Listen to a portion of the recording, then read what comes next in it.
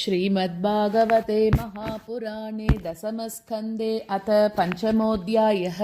श्रीशुक उवाच नन्दस्तु आत्मज उत्पन्ने जाताह्लादो महामनाः आहूय विप्रान् वेदज्ञान् स्नातः शुचिरलङ्कृतः वाचयित्वा स्वस्त्ययनं जातकर्मात्मजस्य वै कारयामास विधिवत् पितृदेवार्चनं तथा धेनूनां नियुते प्रादात् विप्रेभ्यः समलङ्कृते तिलाद्रीन् सप्तरत्नौघ शातकौम्बाम्बरावृतान् कालेन स्नानशौचाभ्यां संस्कारैस्तपसेजया शुद्ध्यन्ति दानैः सन्तुष्ट्या द्रव्याणि आत्मात्मविद्यया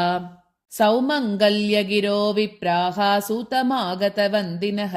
गायकाश्च जगुर्नेतुः बेर्यो दुन्दुभयो मुहुः रजः संहृष्ट संसिक्त द्वाराजिरगृहान्तरः चित्रध्वजपताकास्रक् चैलपल्लवतोरणैः गावो वृषावत्सतरा हरिद्रा तैलरूषिताः विचित्रधातुबर्हस्रक् वस्त्रकाञ्चनमालिनः महार्घवस्त्राभरण कञ्चुकोष्णीशभूषिताः गोपासमाययूराजन्नानोपायनपाणयः गोप्यश्च आकर्ण्यमुदिता यशोदाया सुतोद्भवम् आत्मानं भूषयाञ्चक्रुः वस्त्राकल्पाज्ञनादिभिः नवकुङ्कुमकिञ्जल्क मुखपङ्कजभूतयः बलिभिस्त्वरितं जग्मुः पृथुश्रोण्यच्चलत्कुचाः गोप्यः सुमृष्टमणिकुण्डलनिष्ककण्ठ्यः चित्राम्बराः पतिशिखाच्युतमाल्यवर्षाः नन्दालयं सवलया व्रजतीर्विरेजुः व्यालोलकुण्डलपयोधरहारशोभाः ता आशिषः प्रयुज्ञानाः चिरं पाहीति बालके हरिद्राचूर्णतैलाद्भिः सिञ्जन्त्यो जनमुज्जगुः अवाद्यन्तविचित्राणि वादित्राणि महोत्सवे कृष्णे विश्वेश्वरे नन्ते नन्दस्य व्रजमागते गोपाः परस्परं हृष्टा दधिक्षीरघृताम्बुभिः आसिज्ञन्तो विलिम्पन्तः नवनीतैश्च चिक्षिपुः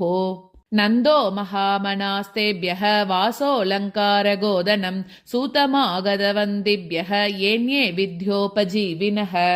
तैस्तैकामैरदीनात्मा यतोचितमपूजयत् विष्णोराराधनार्थाय स्वपुत्रस्य उदयाय च रोहिणी च महाभागा नन्दगोपाभिनन्दिता व्यचरद्दिव्यवासस्रक्कण्ठाभरणभूषिता तत आरभ्य नन्दस्य व्रजः सर्वः समृद्धिमान् हरे निवासात्मगुणैः रमा क्रीडन्नभूनृप गोपान् गोकुलरक्षायां निरूप्य मथुरां गतः नन्दः कंसस्य वार्षिक्यं करं दातुं कुरुद्वः वसुदेव उपश्रुत्य भ्रातरं नन्दमागतं ज्ञात्वा दत्तकरं राज्ञे ययौ तदवमोचनम् तं दृष्ट्वा सहसोत्थाय देहः प्राणमिवागतं प्रीतः प्रियतमं दोर्भ्यां सस्वजे प्रेम विह्वलः पूजितः सुखमासीनः पृष्ट्वा नामयमादृतः प्रसक्तधी स्वात्मजयोः इदमाह विशाम्पते दिष्ट्याः भ्रातः प्रवयस इदानीमप्रजस्यते प्रजाशाया निवृत्तस्य प्रजायत्समपद्यत दिष्ट्या संसारचक्रेऽस्मिन् वर्तमानः पुनर्भवः उपलब्धो भवानद्य दुर्लभं प्रियदर्शनम् नैकत्र प्रियसंवासः सुहृदां चित्रकर्मणाम् ओगेन व्यूह्यमानानां प्लवानां स्रोतसो यथा कच्चित् पशव्यं निरुजं भूर्यम्बुतृणवीरुदं बृहद्वनं तदधुना यत्रासे त्वं सुहृद्वृतः भ्रातर्मम सुतः कश्चित् मात्रा सह भवद्व्रजे तातं भवन्तं मन्वानः भवद्भ्याम् उपलालितः